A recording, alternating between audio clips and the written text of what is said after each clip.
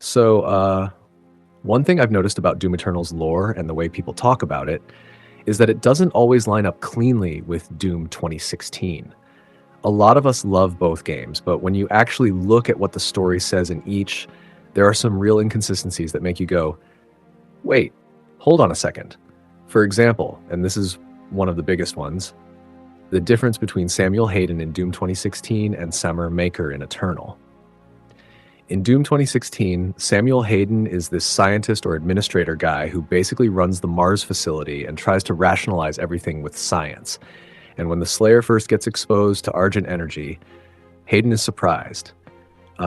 He literally says something like, it seems to agree with you, as if he didn't expect the Slayer to not just survive it, but actually benefit from it in some way. He's making observations in real time. He's not aware that any of this should turn the Slayer into a walking demonic powerhouse. But then in Doom Eternal, in those flashback sequences we see of the Makers and the origins of the Slayer, the narrative implies that the Makers, specifically Samuel or Sammer, gave the Slayer his supernatural powers before the Doom 2016 events even happened. So why is Hayden surprised in Doom 2016 that Argent Energy works on him? Eternal's backstory suggests the Slayer was already prepped with this supernatural affinity for Argent Energy before Doom 2016 ever begins. That's a pretty stark shift in how the same phenomenon is treated in two connected games. Then there's the whole thing with Vega. In Doom 2016, Samuel Hayden is like, we need to destroy Vega. Even though later in Eternal we find out that Vega was the Father Maker all along. He's this ancient godlike AI that was actually responsible for a lot of the larger cosmological stuff, at least according to Eternal's own lore. So why would Hayden in 2016 be so keen on destroying Vega if he already knew he was this massive power and Father Maker? Nothing in 2016 suggests that he knows that. It makes his actions feel inconsistent. If he didn't know, then how did Eternal suddenly decide that was the truth? Speaking of Doom 2016, you know how it ends. The Slayer kills the Spider mastermind, the demon dies, and Hayden teleports him away. But the game never actually shows us where the Doom Slayer went or what happened to him after that. Hayden just sends him somewhere. Then Doom Eternal opens with him already casually strolling in this Fortress of Doom with no explanation of how he got there. That's just a gap. A big one. It's a transition that Eternal basically glosses over. One moment he's fighting on Mars, the next he's chilling in a fortress with Argent technology raining down demons. It's like that middle stretch of time just doesn't exist in the story. And that's weird for a direct sequel. And then there's this other thing. In Doom 2016, it's stated pretty plainly in the Codex that the Slayer destroyed the Great One, which is basically a demon titan, just with raw strength, no items. That's supposed to be proof of how brutal the Slayer can be without gear. But in Eternal, you've got these massive titan enemies, and the lore says something like, only a crucible can keep a titan down for good. Eternal even shows us that. So which is it? Did the Slayer kill a titan with no gear, or does it take a divine weapon to even hold one back? And then the lore gets even messier in the Ancient Gods DLC, where they start talking about Davoth being the creator of everything. Like, everything. The origin of demons, the origin of makers, the origin of the Slayer's purpose, all of it. But then when Doomslayer kills Davoth, only the demons vanish. Everything else sticks around. The implication that Davoth is the literal origin of everything, and then you kill him and the entire cosmos doesn't collapse as Eternal's own lore would suggest it should, that's another inconsistency that doesn't get explained. So, yeah, even within Eternal's own expanded lore, there are moments where the narrative contradicts itself. Hayden's reactions in 2016 versus the Maker backstory in Eternal. The fate of Vega. The missing transition between games. The Great One versus Titans. Davoth being everything except when he isn't. All of that points to a deeper truth. The two games weren't always written with the same lore framework in mind. It's like Doom 2016 was designed to be this tight, atmospheric, minimalistic reboot. A story told through gameplay, logs, and player discovery, while Eternal wanted to go full-blown cosmic epic with ancient histories, interdimensional war, and divine hierarchies. That's great for ambition, but it kind of means the two lore structures don't always line up when you stack them together. And here's the thing, that doesn't mean either game's lore is bad. It just means that when you look at them back to back, you can see places where the story logic gets stretched, retconned, or simply not explained in a way that would make continuity clean.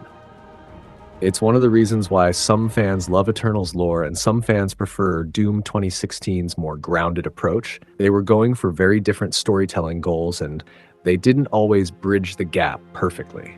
Anyway, that's the breakdown. It's one of those things where the more you dig into the text and compare one game to the next, the more questions and contradictions you start to notice,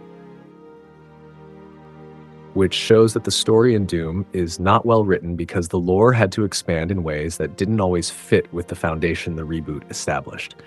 And it seems to me that Hugo Martin and his developing team want both an excellent gameplay and an excellent story, and you simply can't have both. You need to make some sacrifices. Either you spend more resources on the narrative of the series, or you commit to the gameplay.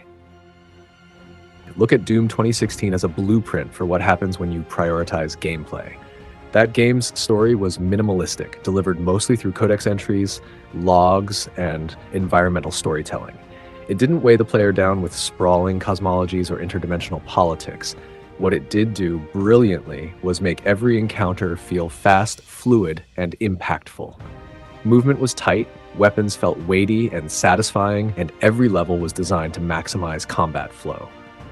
By trimming narrative ambitions, the team could pour all their energy into the core experience, making sure the Slayer felt unstoppable, enemies were challenging but fair, and the combat loop never stalled.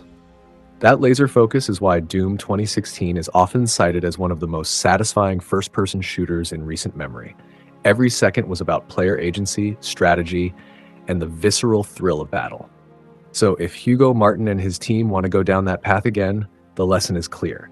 Keep the story concise, functional, and integrated only to the extent that it supports gameplay. Cut out the lore bloat, avoid overcomplicating timelines, and let the Doomslayer's raw power and speed carry the experience. Players will forgive a lean story if the combat is consistently explosive, rewarding, and seamless. On the flip side, if they want to expand the universe like Eternal tried, they need to acknowledge that some of that raw gameplay tightness will inevitably be sacrificed for the sake of narrative ambition. It's a choice they need to make consciously, because trying to straddle both worlds has led to the inconsistencies we see now. If the goal is to prioritize narrative over raw gameplay, then Doom 3 or Prey 2006 are perfect reference points. Both games show what happens when the story takes center stage. They build tension, atmosphere, and world building in ways that make every moment feel consequential. Doom 3, for instance, turned the classic Doom formula into a slow burn horror experience. Combat was deliberate, resource management mattered, and the environments told a story through lighting, audio logs, and enemy design. It wasn't about speed or nonstop action. It was about immersion, dread, and gradually unraveling the facility's secrets. Every encounter reinforced the narrative and the story dictated the pacing. Prey 2006 did something similar, but with a sci-fi twist. Its strength was in atmosphere, narrative depth, and exploration. The player learned about the ship, its crew, and the alien threat through careful observation, environmental clues, and dialogue. Combat existed, but it served the story rather than overshadowing it. Players felt the stakes because the narrative was prioritized, even if that meant slower action sequences or more constrained combat design. So for Hugo Martin and his team, the takeaway is clear. If they aim to deliver a narrative-focused Doom installment, the emphasis has to be on immersion, story cohesion, and lore integration, even at the cost of some of the fast-paced combat Doom fans expect. The game should pull players into its universe, make them care about the conflicts, and let every design decision, from level layout to enemy encounters, serve the story first. Put simply, Doom 2016 shows you what happens when gameplay dominates, and Doom 3 or Prey 2006 show you what happens when narrative dominates. For the next installment, the team must pick their lane to make one experience truly shine. So, shout out to all the fans out there who've dug into the lore, noticed the inconsistencies, and still love both games for what they are. Your attention to detail and passion for the story is what keeps discussions like this alive. Keep theorizing, keep debating, and keep exploring every corner of the Doom universe. You're the reason this community thrives. If you like this breakdown, don't forget to hit subscribe and join me as we continue diving deep into gaming lore, one inconsistency at a time.